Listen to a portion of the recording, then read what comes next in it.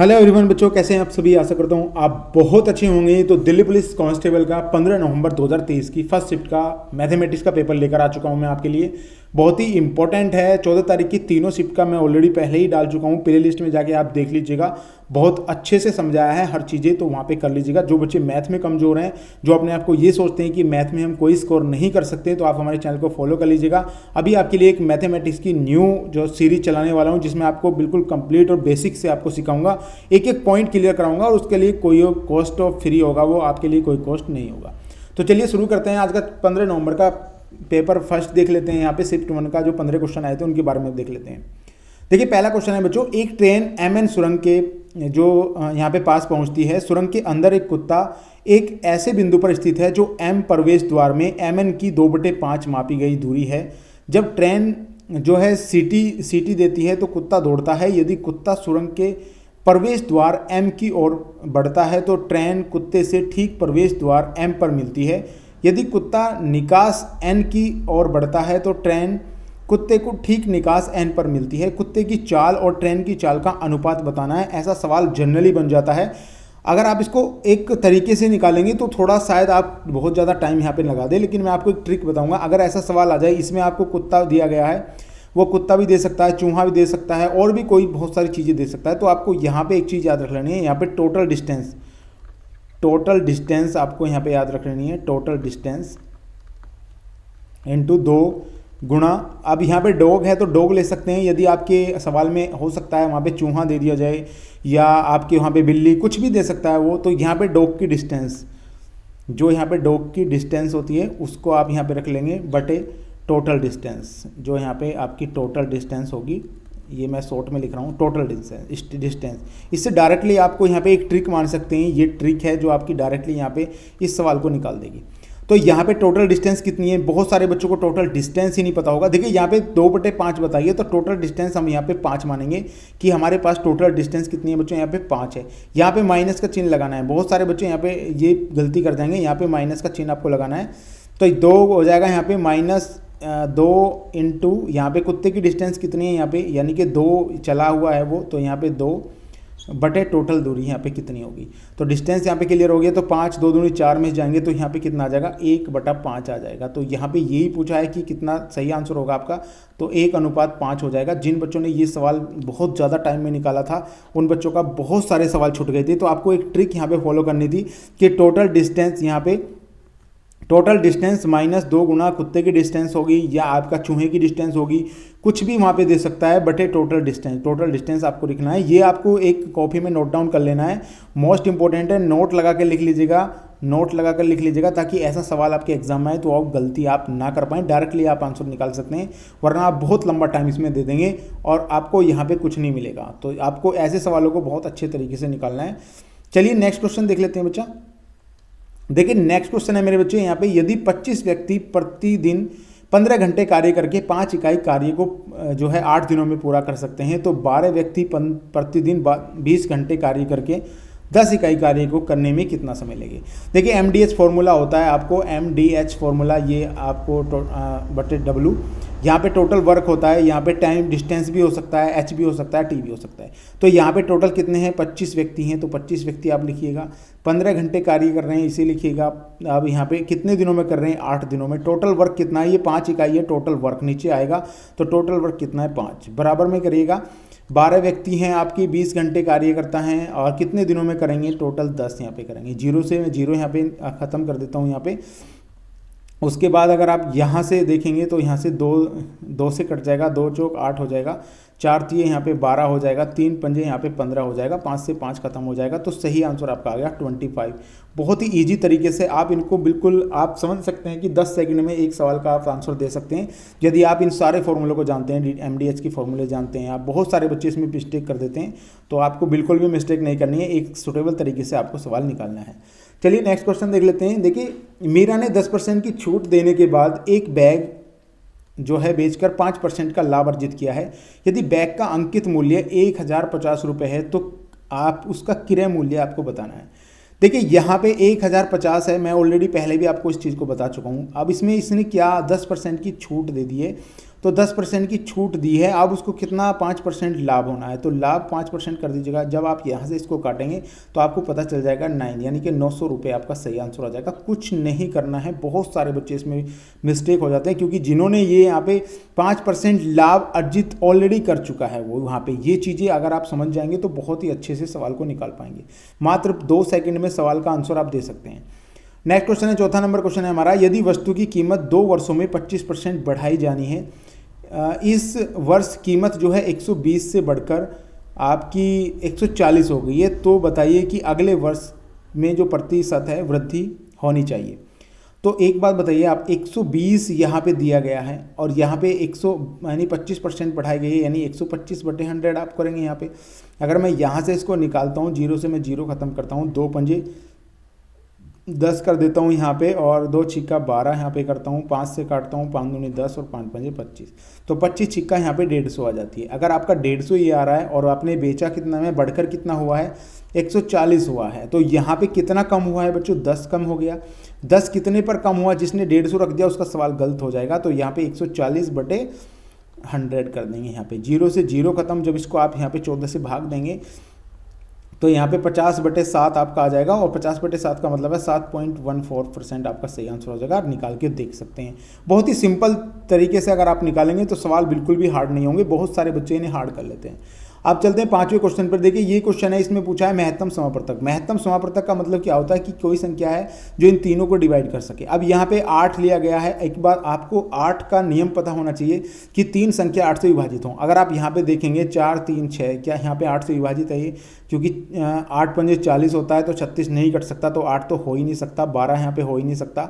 2 की बात करता हूँ, क्या 2 से ये सारी चीज़ें विभाजित है। महत्तम समापवर्तक मैं आपको बता रहा हूँ यहाँ पे, तो 2 छिक्का 12 2 3 6, 2 से सारी चीज़ें विभाजित है, लेकिन ये सही आंसर नहीं हो सकता। बहुत सारे बच्चों ने यहाँ पे आंसर 2 लगाया है। अगर मैं यहाँ पे देखता हूँ 2 दूनी 4, यहाँ पे 36 भी कट रहा है, लेकिन यहाँ पे सही आंसर आपका हो जाएगा 4। आप एलसीएम जैसे लेते हैं, एचसीएफ कैसे निकालते हैं आप, एचसीएफ ऐसे निकालते हैं, अगर आपकी छोटी संख्या है जैसे 136 है, 136 को 256 से भाग दोगे तो इस तरीके से एलसीएम एचसीएफ आप निकालते हैं। तो ये चीज़ें आप देख लें, हायर कॉमन फैक्टर जो होता है वो आपका सही आंसर हो जाएगा। तो 4। अब जिस बच्चे ने थोड़ी अच्छे से प्रैक्टिस की है वो देखते ही इस सवाल को बना लिया उसने, क्योंकि वो 8 नहीं लगाएगा, 2 नहीं लगाएगा, 4 लगाएगा डायरेक्ट। चलिए नेक्स्ट क्वेश्चन देखते हैं। देखिए यहाँ पे 1 का वर्ग 2 का वर्ग ऐसे संख्याओं का यहाँ पे और औसत इनका बताना है। आपको एक चीज़ आपको पता होनी चाहिए, यदि आपने यहाँ पे नंबर सिस्टम पढ़ा होगा शुरुआत में, तो आपको ये चीज़ पता होनी चाहिए कि इसके किसी भी संख्या के वर्गों का योग अगर आप करते हैं तो उसका जो योग करने का जो नियम होता है वो होता है n × n+1 × 2n+1/6। इससे आप निकालेंगे। कैसे करेंगे, यहाँ पे टोटल 9 है तो यहाँ पे 9 लिखेंगे, 9 के बाद एक जोड़ेंगे 10, उसके बाद 9 दूनी 18 और एक 19 यहाँ पे कर देंगे। उसके बाद 6 करेंगे, लेकिन यहाँ पे औसत पूछा है। जिन बच्चों ने यहाँ पे औसत नहीं पढ़ा उनका सवाल गलत हो गया था। तो 9 संख्याएं, 9 का औसत यहाँ पे निकालना है। 9 से यहाँ पे 9 खत्म हो जाएगा, और यहाँ पे अगर आप काटेंगे तो यहाँ पे 2 से चला जाएगा, 2 पंजे 10 और 2 तिया 6, 19 पंजे 95। अगर 95 को आप 3 से भाग देंगे तो सही आंसर 31 से 2/3 आपका डायरेक्टली आ जाएगा। कोई दिक्कत ही नहीं है ऐसे सवाल को करने में। जिन बच्चों ने यहाँ पे जिनको प्रॉब्लम हुई है उन्होंने, बहुत सारे बच्चों ने इनके सारे वर्गों को जोड़ा है, उसके बाद उसे भाग दिया है। तो टाइम आप कंज्यूम कर रहे थे यहाँ पे, लेकिन आपको टाइम बचाना है। सेव मी टाइम, अगर टाइम आप इसमें सेव कर लेंगे अपना तो बहुत ही अच्छी बात है। आप अच्छे से ज़्यादा सवाल यहाँ पे कर पाएंगे। नेक्स्ट क्वेश्चन है बच्चों यहाँ पे 20 और 30 के बीच अभाज्य संख्याओं के वर्गों का योग बताना है। देखिए 20 से 30 के बीच अभाज्य संख्या आपको पता होनी चाहिए। तो 20 से 30 के बाद 2 ही अभाज्य संख्या हैं। कौन कौन सी हैं, एक तो 23 हो गई आपकी और एक 29 हो गई। अगर आप 23 की बात करते हैं यहाँ पे, तो 23 का वर्ग कितना होता है, 529 होता है, और 29 का वर्ग कितना होता है, 841 होता है। कैसे निकाल सकते हो, तो 23 को ऐसे लिखेंगे, इसका वर्ग यहाँ पे 3 का वर्ग करेंगे 9 हो जाएगा। इनकी सबकी मल्टीप्लाई करेंगे, 3 दूनी 6 दूनी 12 ऊपर तक, यहाँ पे इन सबकी मल्टीप्लाई करेंगे, 3 दूनी 6 दूनी 12 का 2 का हो जाएगा। उसके बाद 2 का वर्ग करेंगे, 2 का 4 और एक हासिल हो जाएगा 5। इस तरीके से निकाल सकते हैं आप। जब आप इनको जोड़ेंगे तो सही आंसर आपका 1370 आ जाएगा। किस बच्चे को यहाँ पे प्रॉब्लम है वो कमेंट में जरूर बताइएगा। ऐसे सवाल यदि आप नहीं कर पा रहे हैं तो बेसिक आपका बहुत ज़्यादा वीक है, तो उसको आपको एकदम से अच्छा करना है, जिससे कि आप हर सवाल को निकाल पाएँ। नेक्स्ट क्वेश्चन है बच्चों 8वां क्वेश्चन है यहाँ पे, यदि मल्य 300 प्रति केजी की दर से अमरूद खरीदता है और उन्हें 25 प्रति 100 ग्राम की दर से बेच देता है, तो उसे कितने प्रतिशत यहाँ पे लाभ हानि होगा। दशमलव के 2 स्थानों तक यहाँ पे पूछा है इन्होंने। ऐसे सवाल में जनरली बच्चा फंस जाता है, लेकिन आपको एक थोड़ा सा माइंड यहाँ पे लगाना था। यदि मान लिया 300 प्रति केजी की बात करते हैं, यदि 300 प्रति केजी का मतलब है, यानी 300 में केजी का मतलब होता है 1000 ग्राम इसने खरीदा और 100 ग्राम की वैल्यू मुझे निकालनी है, तो 100 की गुना कर दूंगा मैं। यहाँ से मुझे पता चल गया कि यहाँ पे जो मैंने खरीदा था 100 ग्राम की वैल्यू कितनी आ गई, यहाँ पे 30 रुपये आ गई है। 30 रुपये हमारी आ गई है, यानी कि ये आप क्या कॉस्ट प्राइस मान सकते हैं। सेलिंग प्राइस की बात करता हूँ तो सेलिंग प्राइस कितने में बेच रहा है, 100 ग्राम 25 में बेच रहा है, तो कितने का यहाँ पे हानि हो गई है बच्चों, उसको 5 रुपये की हानि हो गई है। हानि बटे यहाँ पे CP आप लिखेंगे यानी कॉस्ट प्राइस इंटू 100, अगर करेंगे यहाँ पे 5 छंग 30 हो जाएगा। 6 से अगर 100 को भाग देंगे तो आपको पता है 16 से ही 6/7% आपका सही आंसर आ जाएगी। बहुत बच्चों ने यहाँ पे लाभ लगाया होगा, लेकिन सही आंसर हानि होगी। तो लाभ भी आपके ऑप्शन में है। जिन बच्चे ने एकदम से ये भी नहीं पढ़ा था कि इसमें हानि होगी या लाभ होगा, तो वहाँ पे बच्चे फंस जाते हैं। तो सही आंसर आपका ऑप्शन नंबर डी होगा। हमेशा अगर ऐसा सवाल आपको दिख रहा है, एग्जामिनर ऐसा सवाल रख रहा है, तो ये समझ रहा है कि इसमें कम से कम 50% बच्चे ऑप्शन ए को टिक करके चले जाएंगे। लेकिन आपको थोड़ा सा देखना है, यदि आपको एक अच्छा स्कोर करना है तो सवाल को बहुत अच्छे से पढ़कर और अच्छे से आपको टिक करना है। चलिए नेक्स्ट क्वेश्चन देख लेते हैं बच्चों। देखिए 9वां क्वेश्चन है, 4 संख्याओं 15, 35, 42 और 72 का लेस है, यानी आपका लघुत्तम समापवर्तक बताना है। मैं आपको ऑलरेडी बता चुका हूँ, आपको सभी संख्या पता होनी चाहिए। देखिए ये जो है 15 है तो 3 से विभाजित होना चाहिए, ये वाला। ये 42 है तो 3 से विभाजित होना चाहिए, 72 है 3 से विभाजित होना चाहिए, यानी 3 का फैक्टर इसमें जोड़ लेगा। अब 3 का फैक्टर यहाँ पे 5 और 5 10 और 2 12, ये हो जाएगा आपका 5 दूनी 10 और 2 12 हो गया है, 5 और 2 7, यानी ये तो हो ही नहीं सकता। 5 और 2 7 और 2 9 हो जाएगा। उसके बाद आपको यहाँ पे एक चीज़ देखना है कि 5 का यहाँ पे जो मल्टीपल होगा वो भी आपका मल्टीपल यहाँ पे 5 का होगा। तो यहाँ पे 5 या 15 हो जाएगा, यानी कि 5 7 35, यानी कि 7 का भी यहाँ पे आपका लगेगा, 7 6 42 हो जाएगा। तो इस तरीके से आपको चेक करना है। एक पर्टिकुलर चीज़ें हैं, अगर आप इसको इस तरीके से लिखेंगे, यहाँ पे बहुत सारे बच्चे मुझे कहते हैं सर इस तरीके से मुझे निकालना है, तो आप यहाँ पे क्या करेंगे, यहाँ पे 5 से काटेंगे, 5 या 15, 5 7 35, 42 हो जाएगा। उसके बाद 72, उसके बाद यहाँ पे 3 से काटेंगे, तो यहाँ पे 5 या 15 का कॉम्बिनेशन जरूर बनेगा, यानी कोई संख्या 5 से भी कटनी चाहिए, 3 से भी कटनी चाहिए। अब यहाँ पे हो गया, ये चीज़ें आपको समझ में आ गई। तो 5 का मतलब क्या है, यानी लास्ट में 5 होना चाहिए, तभी आप काट पाएंगे। यहाँ पे ये भी होना चाहिए। उसके बाद आपका यहाँ पे 42 के अगर यहाँ पे निकालेंगे आप यहाँ से, तो 3 यहाँ पे हो जाएगा, 7 हो जाएगा, और यहाँ पे 3 एकम 3, 3 चौक 12 हो जाएगा, और 3 दूनी 6 और 3 चौक 12, इस तरीके से आप निकालेंगे। यहाँ पे 7 का मल्टीपल भी होगा, 7 7 दूनी 14 हो जाएगा, यहाँ पे 1 हो जाएगा, 7 दूनी 14, उसके बाद 24 हो जाएगा। और उसके बाद यहाँ पे 2 का मल्टीपल भी आना चाहिए। अब 2 का मल्टीपल क्या कहता है, 0 होनी चाहिए लास्ट में, तो ये वाला ऑप्शन भी खत्म हो गया। अब आपके 2 ऑप्शन बच गए यहाँ पे, एक तो ये 5 और 2 7 और 2 9, और एक ये हो जाएगा। अब यहाँ पे अगर देखेंगे 7 से कौन सा विभाजित हो रहा है, अगर मैं यहाँ से देखता हूँ 7 तो 21 हो जाएगा।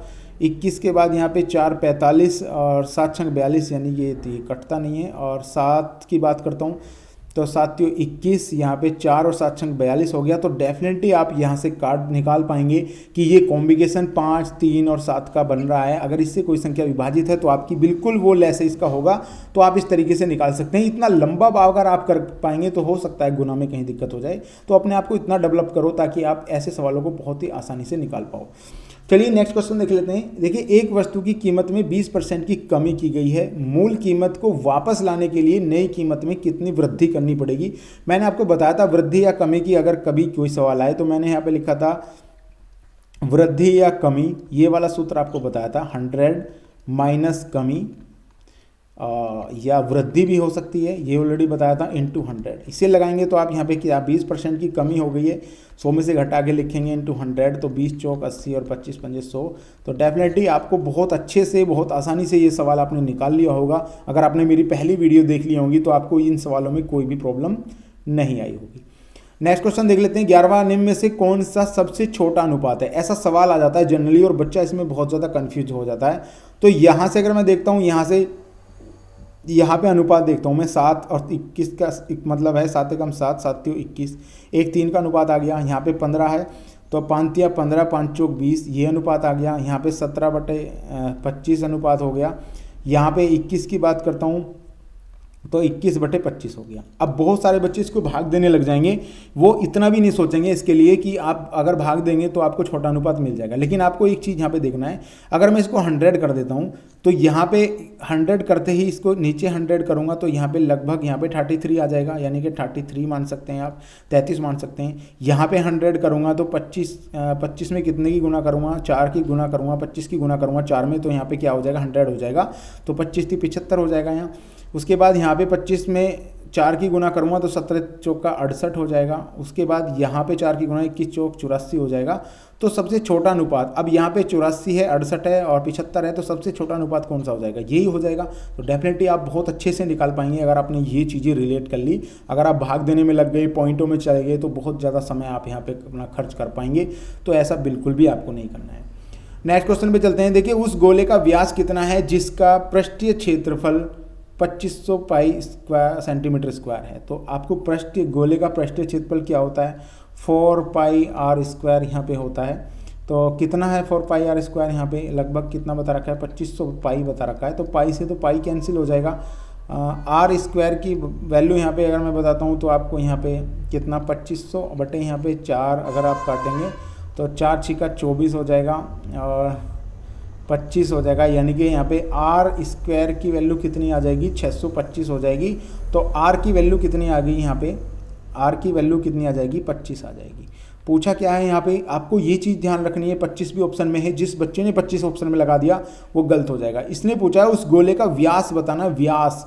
तो ये गोले की त्रिज्या आई है हमारे पास 25, तो व्यास त्रिज्या का 2 गुना होता है, यानी कि 25 की 2 में आप गुना करेंगे तो 50 सही आंसर आ जाएगा। बहुत सारे बच्चे इस सवाल को निकालने के बाद भी नंबर गवा गए थे क्योंकि बहुत सारे बच्चों ने इसमें 25 लगा दिया था। अगर आपको यहाँ पे नियम आपको याद है तो आप बहुत अच्छे से, बहुत ईजी तरीके से इस सवाल को निकाल पाएंगे बच्चों। चलिए नेक्स्ट क्वेश्चन देख लेता हूँ। यहाँ पे नेक्स्ट क्वेश्चन है, एक निश्चित राशि साधारण ब्याज पर 3 वर्ष के लिए 4%, यानी कि फर्स्ट में अगर आप बताता हूँ यहाँ पे 3 वर्ष के लिए 4% के लिए यानी कि 12, यानी कि ये 12 हो जाएगी। सेकंड की बात करता हूँ, यहाँ पे कहते हैं 4 वर्ष के लिए 8%, 8 चौक 32 हो जाएगी। और यहाँ पे कहा है कि 7 वर्ष के बाद की अवधि के लिए 12% दी गई है। अब यहाँ पे आप देख सकते हैं 4 और 3 7 और टोटल 11 वर्ष की बात है। तो यहाँ पे कितना आपको यहाँ पे बच गया है, तो यहाँ पे 8, यहाँ पे 4 3 7 और 4 बच गया है। तो 4 में जो बची हुई है वो 12% है, यानी कि थर्ड में जो 12% है तो यहाँ पे उसको कर लीजिएगा 12 चौक 48, यहाँ पे 48 हो जाएगा। अब ये 48 12 कैसे आया मैं ऑलरेडी एक बार बता देता हूँ आपको। यहाँ पे देखिए, यहाँ पे 3% की वजह से 4% की वैल्यू है तो यहाँ पे 12 आ जाएगा। यहाँ पे बात करता हूँ तो 4% की वैल्यू यहाँ पे 8 से है तो ये 32 आ जाएगा। और यहाँ पे बची हुई जो चीज़ें हैं 4 से, यानी कि यहाँ पे 4 × 12 आ जाएगा, 12 चौक 48। कैसे आया ये, 7 11 माइनस 7 करेंगे तो 4, यहाँ पे ये वाली चीज़ आ गई है। ये मैं आपको इसलिए समझा रहा हूँ क्योंकि बाद में आप बहुत ज़्यादा कमेंट करेंगे कि सर हमें ये चीज़ समझ में नहीं आई है। तो डायरेक्टली मैं इसमें एक बार क्लियर बता देता हूँ आपको। तो हमारे हिसाब, उसके हिसाब से ये हो गया, हमारे हिसाब से कितना हो गया यहाँ पे 48 और 12 60 और 60 और 32 कितना होता है, 92 होता है। तो यहाँ पे 92 हमारे हिसाब से हो गया। उसके हिसाब से कितना है बच्चों, 27,600 है हमारे हिसाब से इतना है। तो 1% का मान निकालेंगे। अगेन हमें टोटल 100% का मान चाहिए तो हम इसको भाग दे देंगे 92 से, और 92 से भाग देंगे इंटू 100। तो यहाँ पे 3 दूनी 6 9 3 27। आपका सही आंसर कितना आ जाएगा बच्चों, आपको ऑप्शन में ऑलरेडी दिख गया होगा कि 30,000 आपका सही आंसर हो जाएगा। इस तरीके से सवाल को निकालिएगा ताकि सवाल आप पर हैवी ना हो और सवाल आसानी से निकल जाए, क्योंकि बहुत सारे बच्चे सवाल को इतना पैनिक ले लेते हैं जिसमें उनको प्रॉब्लम आ जाती है। नेक्स्ट क्वेश्चन देख लेते हैं। देखिए, यदि 20 सेंटीमीटर त्रिज्या के एक ठोस गोले को समान त्रिज्या की 8 ठोस गोलाकार गेंदों में ढाला जाता है तो प्रत्येक गेंद की त्रिज्या कितनी होती है। बहुत सारे बच्चे ऐसे सवाल में जो है दिक्कत कर जाते हैं। तो यहाँ पे आपको गोले की त्रिज्या, गोले का आयतन आपको पता होना चाहिए। तो 4/3 पाई आर स्क्वायर, ये वाला आपको पता होगा कि पाई आर स्क्वायर होता है। इसी तरीके से यहाँ पे 4/3 पाई आर स्क्वायर यहाँ पे आपको पता चल जाएगा। तो यहाँ से मुझे पता है कि यहाँ पे पाई आर, यहाँ पे 4/3 पाई आर की 3 है, यहाँ पे ये 3 है। जिस बच्चे ने यहाँ 2 लगा दिया वो गलत हो जाएगा। तो 4 पाई आर यहाँ पे पावर 3 होगी। तो यहाँ से पाई खत्म हो जाएगा, 4/3 से 4/3 खत्म हो जाएगा। तो यहाँ पे क्या रहेगा, आर की पावर 3 रहेगा और यहाँ भी आर की पावर 3 रहेगा। तो यहाँ पे आर की पावर 3 कितनी है बच्चों, यहाँ पे 20 सेंटीमीटर 20 सेंटीमीटर 20 सेंटीमीटर बराबर कर दीजिएगा। यहाँ पे आर की पावर 3 हमें पता नहीं है, लेकिन 8 ठोस गोले कार की यहाँ पे बनानी है, तो 8 से कर देंगे, करेंगे तो यहाँ पे 2 चौक 8 हो जाएगा, 2 पंजे यहाँ पे 4 दूनी 8 हो जाएगा, 4 से काटते हैं, 4 दूनी 8 और 4 पंजे 20 हो जाएगा। फिर 2 से ये कितना हो जाएगा, 10 हो जाएगा। अगर आप यहाँ पे करेंगे ये कितना हो जाएगा, 5 दूनी 10, यानी कि आर क्यूब की वैल्यू कितनी आ जाएगी बच्चों, यहाँ पे 1000 आ जाएगी। आर की वैल्यू कितनी आ जाएगी, 10 आ जाएगी। जिस बच्चे ने इस तरीके से सवाल किया है, मोस्टली बहुत ही अच्छे तरीके से सवाल निकला होगा, एकदम से सवाल निकल गया होगा। बहुत बच्चे ये भी समझने में नहीं पाए होंगे कि यहाँ पे हुआ क्या है, क्या हम इसको लगाएंगे क्या नहीं लगाएंगे। तो आपको ऐसा बिल्कुल भी नहीं करना है, अपने आप को इतना मेंटेन रखना है जो अच्छे से आप सवाल कर पाएँ। चलिए नेक्स्ट क्वेश्चन देख लेते हैं। देखिए ऋण पर 66, यहाँ पे 66,550 की राशि ली जाती है। इसे 2 समान किस्तों में वापस भुगतान किया जाता है, 2 समान किस्तों में वापस को भुगतान किया जाता है या किया जाना है। यदि ब्याज की दर 20% वार्षिक चक्रवृद्धि हो तो प्रत्येक किस्त का मान बताना है। देखिए यहाँ पे 20% का मैंने आपको बताया था कि फ्रैक्शन वैल्यू कितनी होती है बच्चों, 1/5 होती है। अब मैं मानता हूँ पहले साल यहाँ पे 5 रुपये रही होगी, तो अगले साल यहाँ पे 6 रुपये रही होगी। अब 2 साल की बात इन्होंने की, 2 समान किस्तों में यहाँ पे रखा है, तो 2 समान किस्तों का मतलब कितना है, ये कितना हो जाएगा, 2 समान किस्तों पर यहाँ पे 25 हो जाएगा, यानी इसका वर्क कर देंगे हम, और ये हो जाएगा 36। अब ये 36 समान किस्त होनी चाहिए, तो इनको भी बराबर करिएगा यहाँ पे, तो इनको भी बराबर करना है, तो यहाँ भी 6 की गुना कर दीजिएगा आप। जब आपने 36 यहाँ करा तो आपको यहाँ भी 6 की गुना करनी पड़ेगी। तो 6 की गुना करते ही यहाँ कितना हो जाएगा, 56 ये 30 हो जाएगा, और ये 25 हो जाएगा, यहाँ पे ये 36 हो जाएगा, और ये भी 36 हो जाएगा। यानी हमें पता चल गया समान किस्त हो गई हैं। तो यहाँ पे कितना हो जाएगा, ये 55 हो जाएगा और ये 36 हो जाएगा यहाँ पे। तो हमें पता चल गया है। तो डायरेक्टली हमारा वैल्यू कितनी दी गई है, 55 की वैल्यू बच्चा कितना दी गई है यहाँ पे, 66, 55 यहाँ पे दी गई है। तो 1% की वैल्यू है, तो इसे 55 से गुना दे देंगे यहाँ पे, और 36 से गुना कर देंगे, टोटल हमें किस्त की वैल्यू पता चल जाएगी। तो यहाँ पे अगर मैं काटता हूँ, यहाँ पे 55 से भी डायरेक्ट काट सकते हो आप, वरना यहाँ पे आप 11 से काट सकते हैं, 11 पंजे 55 और 11 छंग 66 यहाँ पे काट सकते हैं, और 11 पंजे 55 काट सकते हैं। उसके बाद 5 से यहाँ पे 12 1 0 ये कट सकते हैं, यानी कि 1210 इंटू 36 आप यहाँ पे निकालेंगे। आप यहाँ पे 121 यानी 11 का ये भी मान सकते हैं कि 11 से ये संख्या कटती है। 36 को कहता हूँ यहाँ तो आपको यहाँ पे 9 चौक 36 काट सकते हैं, यानी 4 और 3 का यहाँ पे कॉम्बिनेशन होना चाहिए, वो संख्या 9 से कटनी चाहिए। तो 9 से यहाँ पे 4 और 3 7 और 5 12 6 18 ये कटती है, 5 और 5 10 और 4 14 नहीं कटती है, 6 और 5 11 12 13 14 15 16 17 ये भी नहीं कटती है, 4 4 8 और 5 13 13 और 5 17 ये भी नहीं कटती है। तो आपको डायरेक्टली यहाँ पे आंसर आ जाएगा, ऑप्शन नंबर 3 हो जाएगा। अब मैंने कैसे निकाला है, ये आपको 11 का मल्टीपल भी है, इसमें आपको 9 का मल्टीपल भी है, 4 का मल्टीपल भी है। अगर आपको इनके नियम याद हैं, 11 का नियम याद है, 9 का नियम याद है, 3 का नियम याद है, तो आप डायरेक्टली यहाँ पे ज़्यादा सवाल को सोल्व करने की ज़रूरत नहीं है आपको। आप ऑटोमेटिकली ऐसे अपने माइंड को सेट करके सवाल को निकाल सकते हैं कि ये आंसर इसका 100% हो सकता है। तो गाइज ये थी आज की हमारी वीडियो। 15 नवंबर 2023 की शिफ्ट फर्स्ट में ये पेपर आया था, बहुत ही अच्छे सवाल थे। आशा करता हूँ वीडियो आपको पसंद आई होगी। पसंद आए तो प्लीज़ वीडियो को लाइक और चैनल को सब्सक्राइब जरूर कर लीजिएगा। मिलता हूँ ऐसे ही नेक्स्ट वीडियो में, तब तक के लिए गुड बाय।